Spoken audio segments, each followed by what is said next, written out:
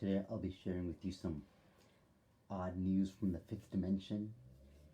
But first, I want to talk about Ramadan 2020, this week in review, because tomorrow, for at least North America, it'll be the 7th Ramadan, as in the first week is gone. Okay, the first week in Ramadan is gone. Meaning a quarter is gone. And I talked about in my previous videos how the first week is about kind of fine-tuning your mechanism in terms of not consuming fear. Stop. I think the first things I talked about was stop consuming fear, stop consuming news, and stop feeding that fear that's within you, the worrisome attitude, and just kind of going along with the group. And then also, in the meantime, while you stop consuming the fear, you stop eating. You start to detoxify your body. You drink more water. You drink teas that kill the bacteria in your gut, the parasites. You take this certain tea, mugwort, for example. I talked about, and it's not that easy, but it's like you fine tune it until by the fifth, sixth, and seventh day. You'll be prepared. By the seventh day, you'll have fine-tuned a base for your foundation for the rest of the Ramadan. And it improves. You improve upon it every single day.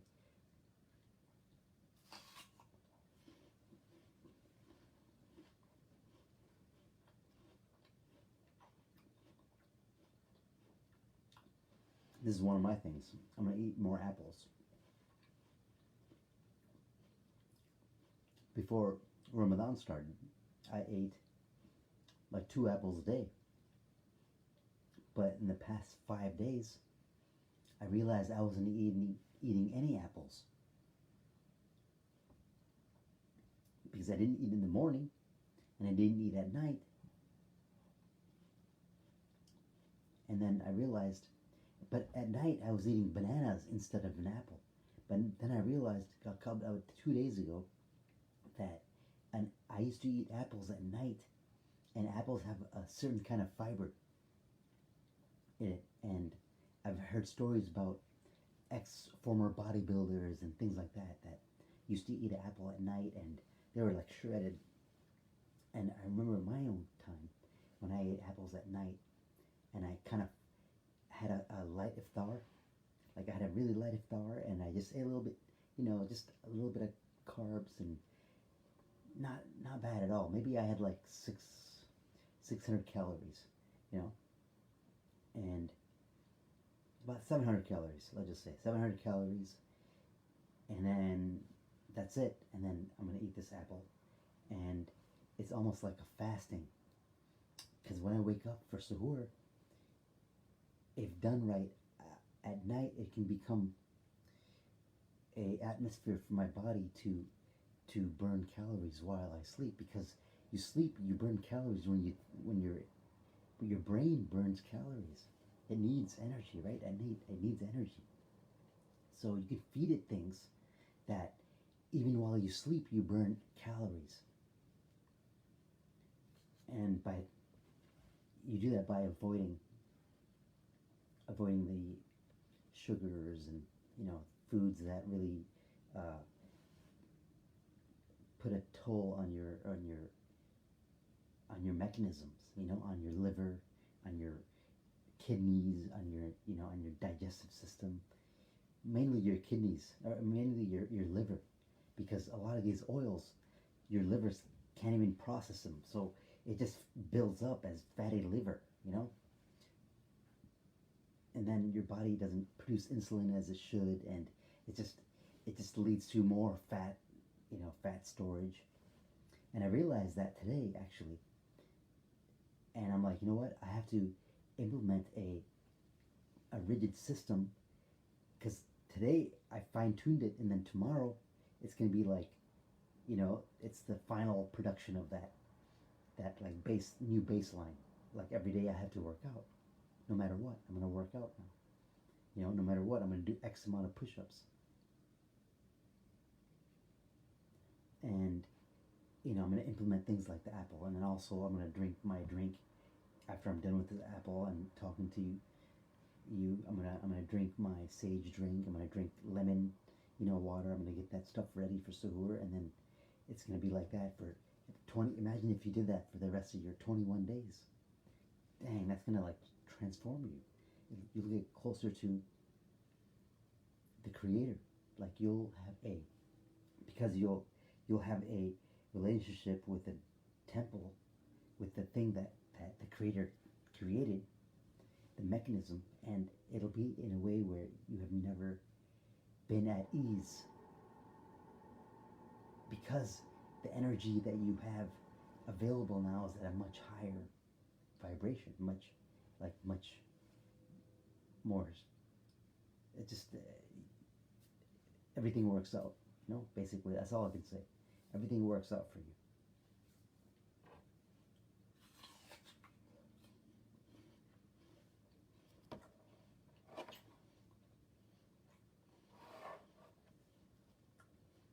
Nurmeen Ahmed, where are you watching from?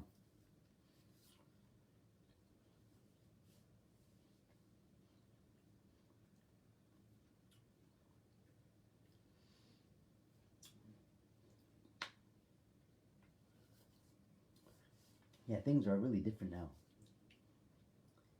I mean, meet people. The masjid is really something that without the masjid not available, feels like a totally different kind of Ramadan. And I can see it affecting people in a different way. Some people might get even more thinking about spirituality, but not understanding where to even begin. Being told they can't do anything, being told maybe they were being told that you're just, life just happens to you, you just have to get it, and whatever happens, it's for the qadar of Allah, and this and that, and you just have to be okay with it, and then, this is how it is, you have to struggle, you have to struggle, and you have to, struggle in the cause of Allah, and this is how it is, this is how it is. No, that's not how it is. That's not how it is. Life doesn't happen to you. We've been told that life happens to you. No, life happens for you. It is for you. Everything is for you. This Facebook and this interaction is for you. Life doesn't happen to you. It happens for you. And it's about time that Muslims start to recognize the tools available to understand these unseen dimensions, these fifth dimensions, these dimensions that are higher, that are deeper than just the surface level understanding of things, and always being tricked. Always the nafs, always tricking you. The ego being caught in the intellectual mind, the maze of the intellectual mind, and now you want everything intellectualized for you. All the Muslims want whoever they get taught by has to be intellectual. It has to have they have to look intellectual. They have to have some titles after their name that gives them some kind of authority.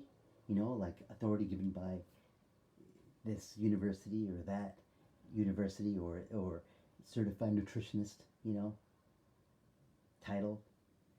And people look for those titles. So this is subconscious, because people have been taught to give authority to those figures. When the thing that gives authority is Allah. That's the only thing that gives authority. This is deep stuff. And this is to understand it. When you understand it, you understand it in your own self. So you become the ultimate authority for your own self. Then you utilize other tools in the dunya to enhance your own inner authority, instead of you seeing outside of yourself to give you honor and to give you authority. People seek honor from the system. People seek honor from this party. People seek honor from these celebrities or these, honored on TV. We honor you for this, and then we feel happy, to be honored, to be allowed to sit at the table of all these other spiritual groups, and that's and it's like, yeah, it feels good, to be honored, but it's like, the thing is, when you're honored, when you only seek honor, not even seek, when you understand that all honor comes from Allah, and you have honor with Allah, then everything else is a byproduct, is honor. It can't be dishonor, it can't be anything but honor. So you have to let go of what the ego wants, what the fifth dimensional mind of Caesar, the mind that has been living this intellectual survival mode in this Maya, in this illusion, in this dunya. We call it dunya. I mean, it's a game. It's a freaking holographic universe. It is a game. It is the illusion. It is a journey. It is a transition point. It's not real. And there's all these things we've been told about it, how it's not real. The Dajjal, and the Dajjal is going to make you choose this thing. It looks ugly, but behind the door of that ugly door is actually heaven, and there's pretty things that it makes pretty, but behind that door it's hell. These are all metaphors happening always in front of you now. And these are concepts that Islamic alchemists, Islamic magicians, yes, I'm saying all these things, Islamic occultists, Islamic mystics, whatever words you want to call it. Just, they went within, they went in the esoteric tradition. And these people, they understood energy, frequency, and vibration, and that's why they built these great structures. And they had the Moors, the Moorish Temple of Science. You heard of that? The Moors, that's who they were. They were Muslims. Moors were Muslims, but it's not like the Muslims you think of a Muslim. I'm talking about they were mystics, and they were alchemists, and they understood. They had these apprenticeships. They had these people that that they taught, and it was just amazing system, and this is where you get all these stories of Ali Baba and all this kind of stuff. It's all Moors, actually. It wasn't really Arabs, it was Moors. It was these North African black people. And it was their science just put in that kind of spiritual,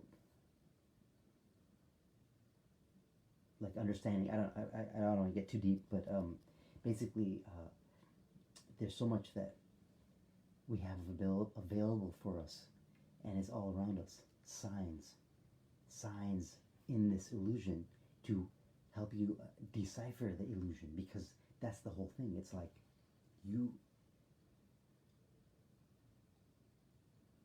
it's a game, and there's rules to the game. There's rules, and it's like it's just amazing. And Ramadan it is a time where it's this mass energy, where there's 1 billion Muslims now, and they're all doing this ritual for a month, so that the collectiveness of the energy is so strong that it's easier to tap into higher thought, higher dimensions, to do these meditations and to do these rituals that invoke the divine within you. And then this guest, that's what it is. It's your higher consciousness mixed with your life, you know, like it's there available for you, the energy. And when you utilize this energy the whole month, and you are a transformed person. You're not the same person. You're literally not the same person. You are awakened. You can't go back to sleep. You can't do your old habits of, you know, the person you were before and didn't care about this, or, you know, now you have ignited your passion. Now you're even you love your work now, and now you have gratitude for your body, so you're gonna treat it better. You're gonna make it. You're gonna feed it things that nourish it, that take you to your goal. That, and your goals aren't just financial goals. Oh, I want money or this. No, it's not that. It's about what. Why do you make money in the first place? So you work. You make money to work 50 hours a week, or do you make money so you can have some security? See, the thing is, you're tying your security to the money, and when you do that, you are always living in the dunya. But when you put your emotional state at the level of already being in the security of Allah, because Allah gives you security,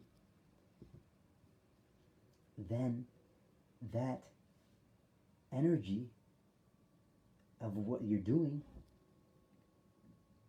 it's going to be done in a different vibration. It's going to be done in the knowingness of you can't fail, or even if you just become better, you know.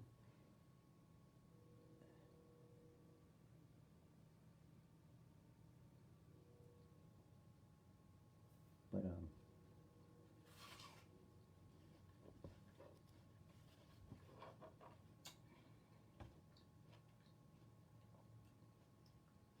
so this coming 7 days of Ramadan, 7-8 days of Ramadan, it's very crucial. It seems like the most boring time, actually, for the next, especially towards like the, let's see, 7th,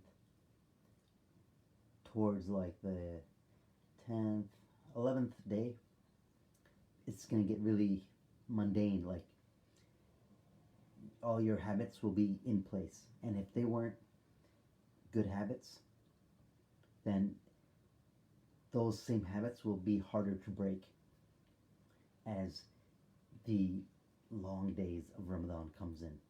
And then as Ramadan is ending, 10 days left, 7 days left, 4 days left, you know, then everybody's like, oh my God, there's only 4 days. Oh, what happened? You know what happened? And then they try to fix their routine. And you know, and it's just, it's something that could be very much avoided. And I'm telling you from experience, most of my Ramadans were like the typical Ramadan until 2015 happened. That's when I lost, in that Ramadan, I lost close to 30 pounds of fat. I really transformed in 1 month. And after that point, I realized there was something to the body and the mind connection and becoming closer to Allah. And then that's what really pushed me to the next level of my own spiritual journey, this shamanistic journey I've been having for the past 6 years, 7 years now. But now it's like, as time goes faster, you know, since like 2011, you know, how many years that is? 9 years. But it seems like there are cycles. Each year was like a cycle, and I had to get out of these holes, and it's just an amazing journey. When you go on that journey, you have nothing to fear. In fact, you fear because it's not you fearing, it's your attachments, what you've been attached to, the version of yourself and the reality that yourself had created, good or bad. It's been attached to it, and to let go of what that thing knows, it's fearful. because it is going to let go, and it's going to think it's not, if it's worried to, contract again, that's what happens. People let go and then they contract even more, and then they never let go of that reality. Or sometimes what happens is they let go, and then they maybe grab it again, and then they kind of do it more and more, and they get used to it, and then they let go more and more, and then the more they let go, the more they can accumulate, and it becomes like a game. Really, like reality is a game. That's what it is. And when you know how to play the game, that's when it becomes fun, right? That's when games are fun, when you win. That's why we like these games. You are not gonna like it if you're losing every time, but then you lose for a long time, and you're like, man, I know I can win. It's like pool, those online pool games. It's like addictive because you know you can win. And this is life, This is what you do. Winning is your end result. Period. You already have won. So if you play like you already have won, you play because you want to experience it. You want to try it's like, I won, but okay, I'm going to win now. I'm going to play like I want to win. And there's so much social programming that we have been through. Maybe in this next 7 days of Ramadan, think about the different social programmings that have been put upon you. What things, you can't have a lot of money because it's very hard to get to Jannah. That's one that we have. A camel can't even, it's easier to put a camel through a hole of a needle than a wealthy person to go to heaven, all these kind of like yeah, maybe later on we understood that it was just a saying, you can't put a needle hole in a camel, and you understood it's just a metaphor, but that fear of not being able to go, that image was put into your super conscious mind at age like 5, 6, 7, 8 years old.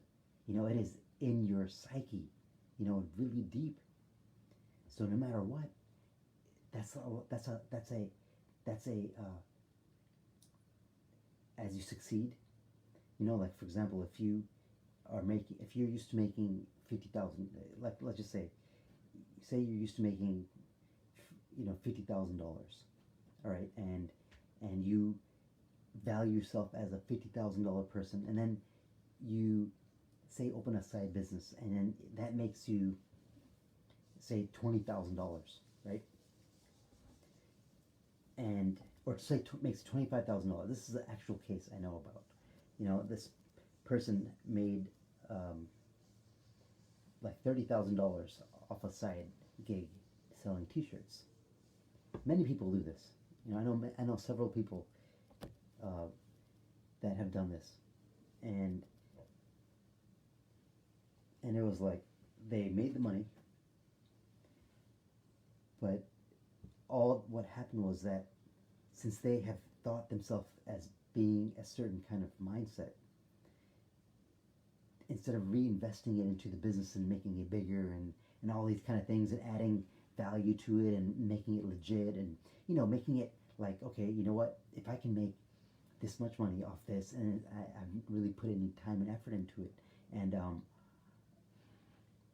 if I put this money back and I do it legit, then it can become really, really big, and I've seen people make big businesses just like that. But if they don't have that thought of like them being successful and them this thing becoming that big, or them even being able to do it, then what happens is they start spending that money. They are the same person, but the expenses, it just gets up, so instead of buying one, they'll buy 3 of these things, or instead of they'll go out every day to eat, because of this extra money they have, they are just getting more things that are nicer, not necessarily reinvesting it, because in their mind they're a $50,000 person, a year, $50,000 a year person.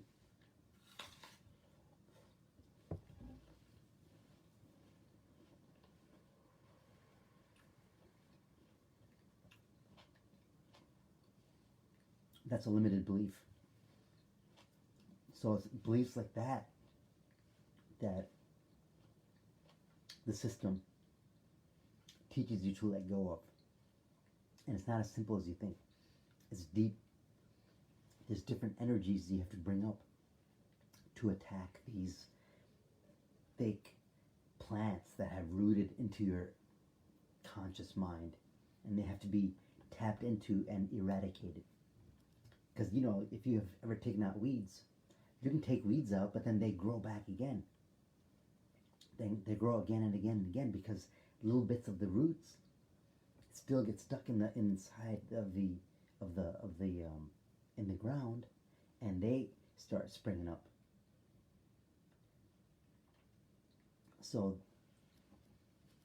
in this system of the body and these thought realms and the different dimensions, and this is all in Islam too, and it's in Christianity, it's in Judaism, and it's in all these spiritual systems in their own esoteric, occult, hidden, that only a few know about, to go deeper into, to understand the nature of reality.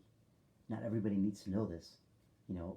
What I'm saying is, if you're watching this and your life is all messed up, and it's like, what the heck, I pray, I do all these things, but nothing's working out for me, and you know, what is it to be Muslim, and you know, why do we even fast, and you know, where's Allah, and oh, you know, why are the Sahabas, why every time we just have to listen to these old rulings and these old scholars and all this time, and hadith, and what is a hadith, and what is the Quran, and you know, all these, you know, why are the Sahabas and the prophets put on such high pedestal, you know, and we as humans, we feel like we're nothing, you know, or we can't get to any kind of great level, and we just have to suffer, and we'll get in the next life, you know. Why can't we have it in this life and the next life? And the thing is, you can, for sure. You're right. It's literally, it is all up to you, actually. It's up to you.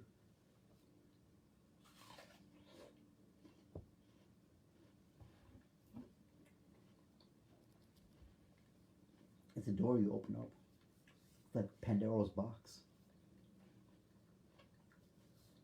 All that stuff is real. All these metaphors are real. Once you open that door, it's like taking the red pill.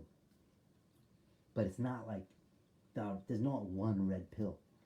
It's multiple pills that you have been taking to even get you to this level. Multiple doors you've been opening up to even listen to me.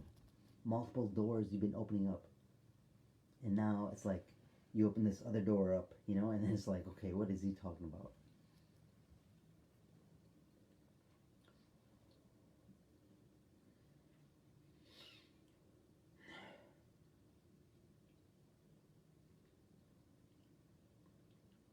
The point is, you can do things that are on your higher consciousness, in your mind. Like, for example, you have a thought about, you have a feeling that everything's going to be good, and you can feel yourself just relaxing and just being grateful and being at ease. You can take that energy and you can tap into that energy.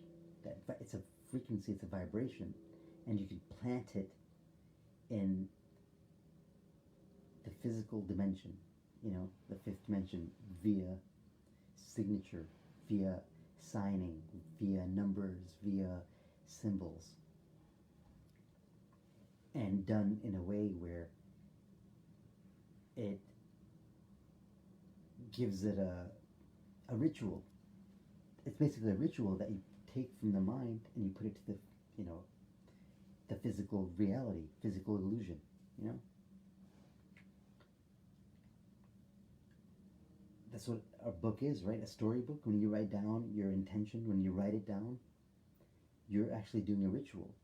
You're taking a concept in your mind, a feeling state, and you're writing it on a piece of paper. You're actually moving the thought of it, signal is going to your hand and is writing it in a language, and it has different forms where you can see it. There's earth elements, there's graphite, there's water, there's ink, and there's paper, and there's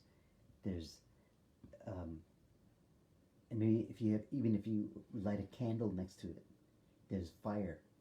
Okay, there's the four earth elements, and then the ether, which is your spirit. You have the five elements. Five. We have 5 points. The head, 5 points. The star, and then 5-time daily prayers. 5, the 5 elements, the 5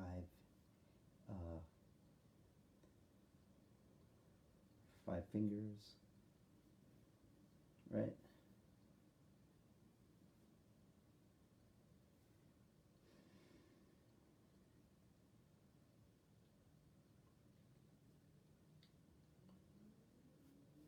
The 5,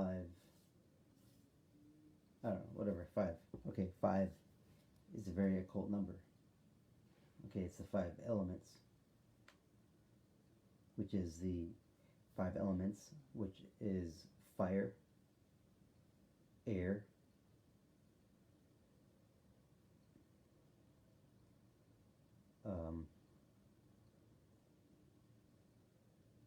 ether, okay, ether, earth, and water. Yeah, earth and water. And that's just, it's not like your word, it's just a way for your logical mind to conceptualize it into a structure. It's ingenious, because how do you take chaos and you put it into a finite form, and it's like the tip of that pen, and that tip of the pen has been kind of given to you all your life, and that tip only does certain things. But now, understanding this, you can go to that tip and form that tip into any kind of shape you want for any kind of goal you want to do. So you are the tip of the pen. This dunya is that tip of the pen, and it can be transformed.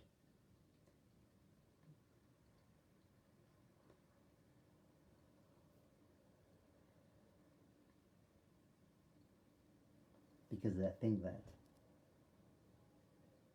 is the pen itself is within you.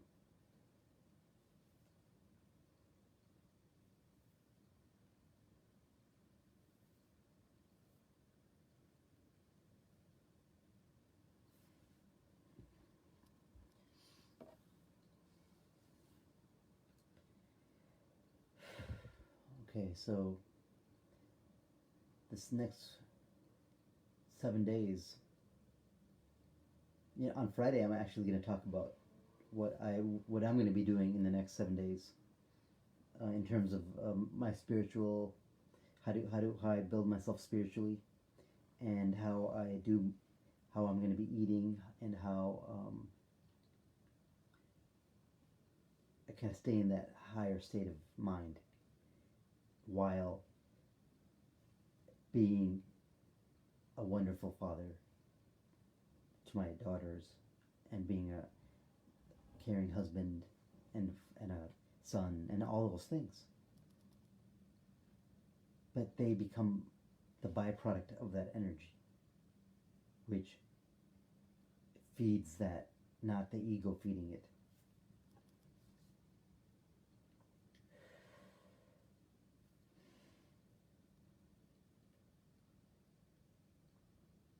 Okay, so yeah, that is what it's about. It's about becoming the vessel that can harness those qualities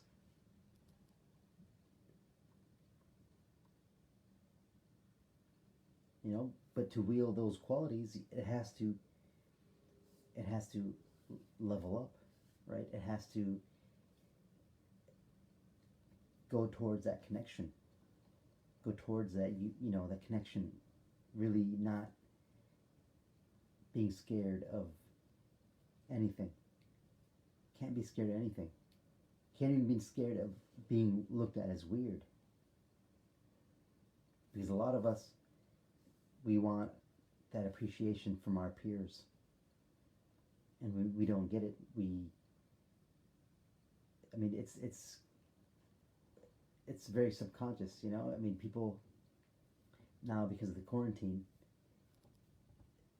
we can't get that reflection from our peers and our groups that we have identified with.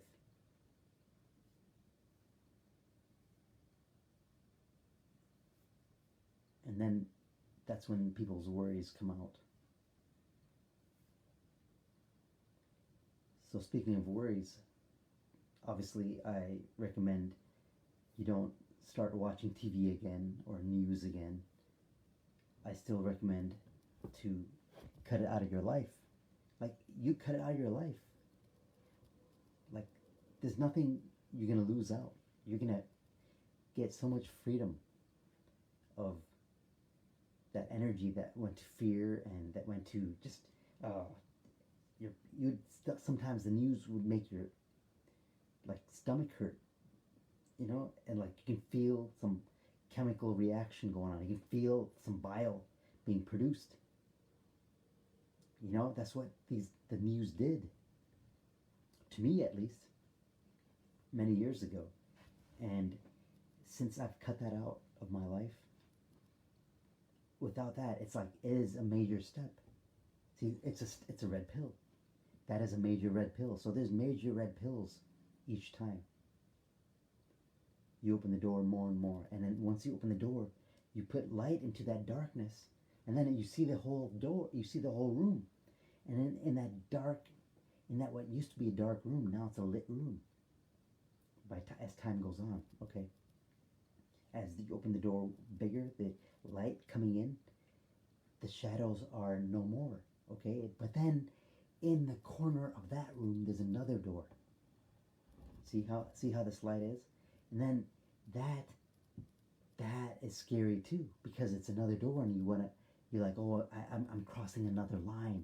I can't be studying this, you know, or it might, you know. But then you realize, like, no, you know what? I'm not as scared anymore, but I can see a little bit of light. But then, what you do is that core light which is your core light, your rituals, your praying, your eating habits, your study habits, how you're pursuing your passion habits, how you're getting your energy habits, you know. All those things are feeding that core light, and that's getting brighter and brighter. That first room is even more bright, which is putting more light into that second room, that second red door in the room, and then that becomes bright, you know. And then there's another door. The point is, the doors, there's always more and more. It's infinity. There's always doors. That's the whole point. And some people, it's not like they go to 10 doors and then they just quit and they don't want to go in any doors anymore. It's just like, it's not like, and then they'll go back and they want things to be more normal again when they were, you know, fearful. No, it doesn't work like that. Basically, once you go through a few of those doors, it's just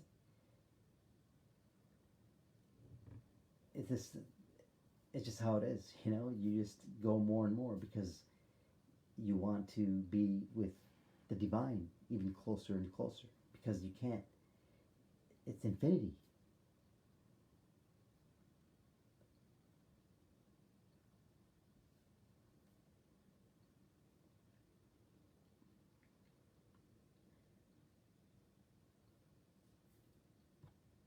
But yeah, it's just a really interesting time we live in.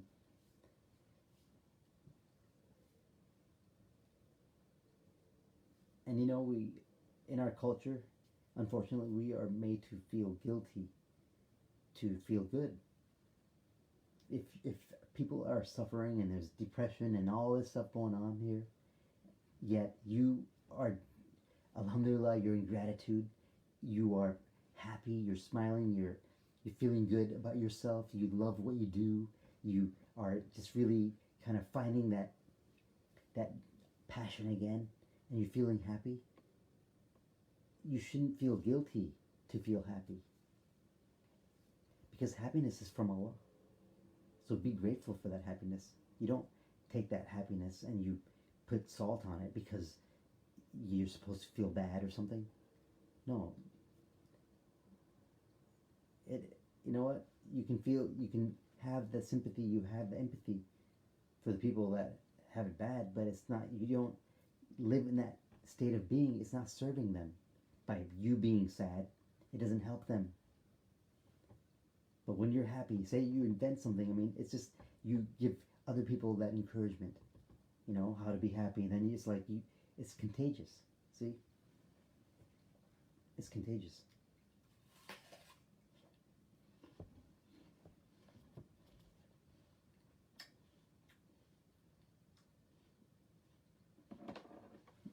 Another thing is, you gotta like something that you gotta have a passion in the physical. You gotta have some passion, some kind of physical passion. Maybe you want to move. Maybe you love old houses and you want to one day live in one. Like you had you want to live in this huge house and it's old from the 1800s, whatever. That's your passion. Maybe your passion is to like collect swords. I don't know, like authentic swords from like the 1700s. There's probably things like that, shields and things like that. Or maybe you have a passion of maybe you don't know what your passion is. Then make your passion just learning. That can be a passion too. Make your passion learning. And then from learning you get inspired. You get inspired by Allah. That's what it is. Inspiration. Inspire. Sire, you inspire something from within you, and that's from Allah. And it's just your nafs, your ego only knows the five senses, the mind of Caesar, like I said, and it can only see few options. But that inner mind that connects to the imagination, which is connected to Allah, it sees infinity, something I can't fathom, you can't fathom. But when you allow it to come from that, it comes in a way where it all works out, and it works out in a beautiful way where it's like it was made for you, tailored, made for you by the dunya. Because guess what?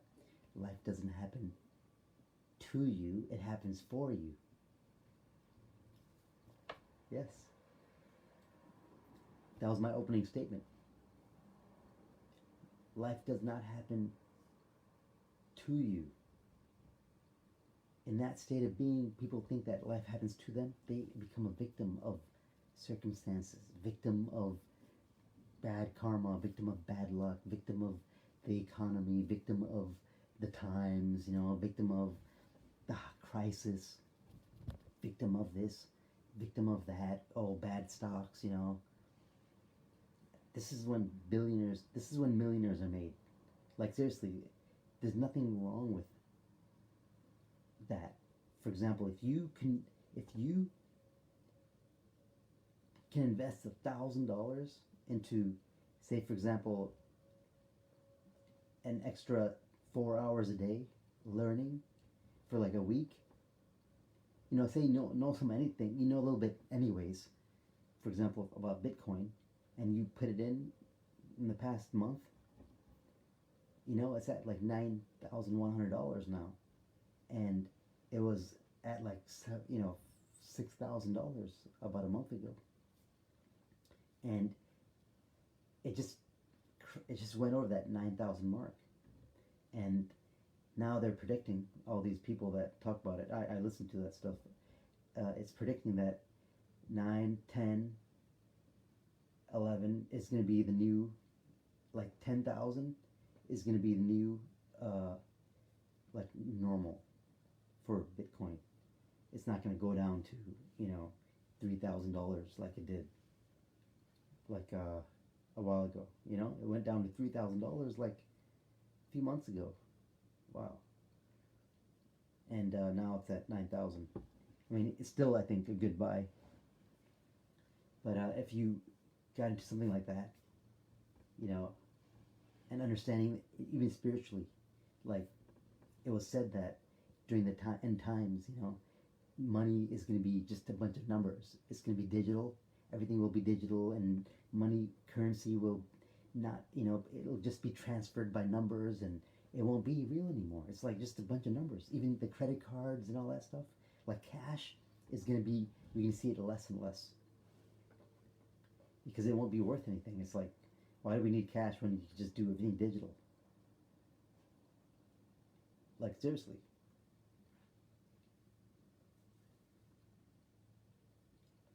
And Bitcoin, it's, I mean, the things I've heard about Bitcoin, I mean, like how if it was going to be the currency, the new currency, then each coin would be worth billions of dollars.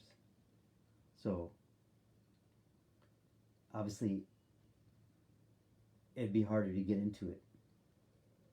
But I mean, if one coin is worth $1 trillion, right, and you want a piece of that, and you put in $10, you might get like a couple cents more and more, but it's like it's not gonna make you like rich if you invest at that level, I think. But right now is a good time, I believe. And there's so many different avenues to make money nowadays, and you don't really need a product, actually, but you have to become the expert. You have to, I mean, you can do anything now. You can make your own book. There's so many different options out there where if you can put together recipes and make a book, you can do anything. There's a guy, he reviews restaurants, halal food restaurants. His name is Samir Eats, and he even had Samir Eats like honey, raw honey. So I guess maybe he partnered up with a farm. I hope this is what he did. That he partnered up with a farm, and exclusively got that honey, filtered by that farmer, and he put his own label on it. That'd be cool. And maybe he has a passion for bees, and he does that as a hobby. That'd be even more cool. But besides that, I still bought a bottle, a 16-ounce can or whatever he sells, the jar of honey, and I'm like, you know what? That's cool, because he's doing it rather than just talking about it and thinking about it. He's actually doing it. He put his investment into searching out the product.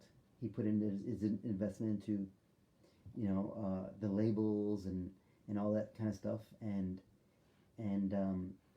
if you're always thinking about the bottom line and the money, then the passion won't be there. It won't work out. But if you really put your heart into that, and that's energy, and that's shown in the product, then that energy was going to go to somebody else's. Then somebody else wants that energy around them. It's like psychological. They're like, oh yeah, that's so good. I want that. And then They give the energy, they give their money for that. So that becomes an exchange of energy. So it's like, what do you want? It's like, if your energy is transferred into this product, then other people want that because it's literally the person that made that. It's that their person's energy. And if you consume their energy by buying it and having it with you, or if it's a brand name or whatever, then that piece of energy that you gave your money to becomes your source of energy, becomes a source of energy. Which, that's how we're just always consuming energy. So it's not like in life you don't get what you want in life. You get what you are in life. That's one of these sayings that I've heard for a long time. And if you understand energy, then it makes it a lot more manageable. It becomes manageable because each energy has a different frequency, so you can characterize as each energy as a different person, okay, as a different figure or a form or a different shape or a different number, but that even gets very weird in our mind. So that's why we give these energy forms like Thor. Thor is the god of thunder. Like that's mythology. That's like Norse mythology. Thor is like Zeus. And it's like all these stories, but Thor signifies a certain energy.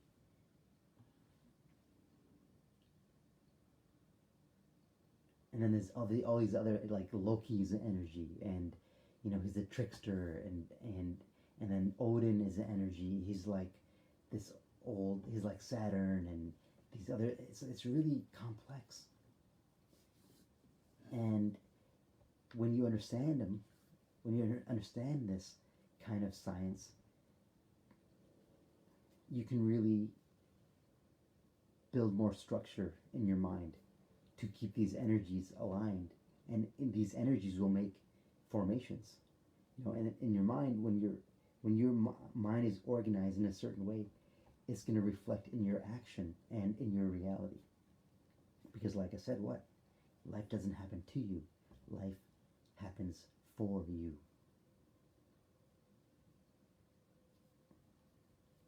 The universe, the source, Allah, wants you to succeed. That entity wants to be reunited with you. It's not even an entity, it's everything. It is all. It is, Allah is the all. There's nothing else. Nothing is outside of the divine. Nothing can be outside of the divine. The cosmos can't be outside of the divine. Because then what created the cosmos? Where is that in? Where is the space in? No, it's all the divine.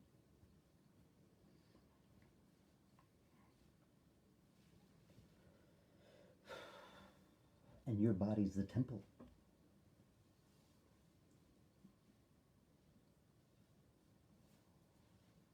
Your body's the temple that makes dua to the divine.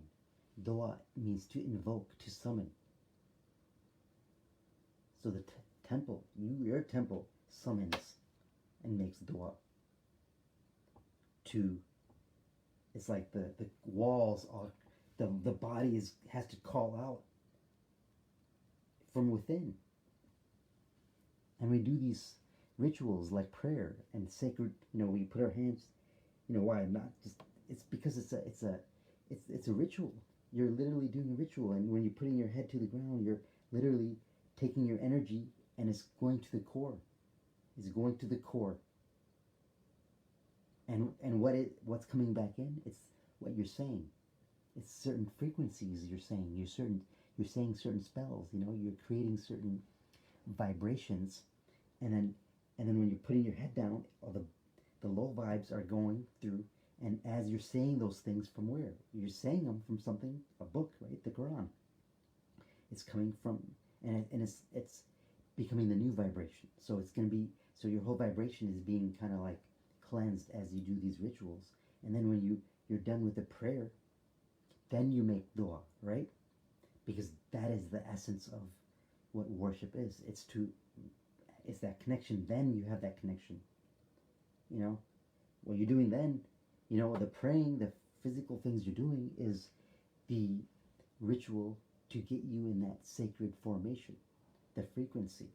Then you make the dua and you call out to and call forth. That's what the definition of dua is. The etymology of dua is to invoke. Invoke.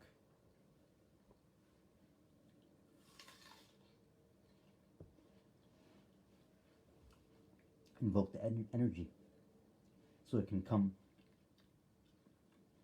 in your vessel. All the prophets asked. Moses asked for that speech. So the energy came in terms of Aaron.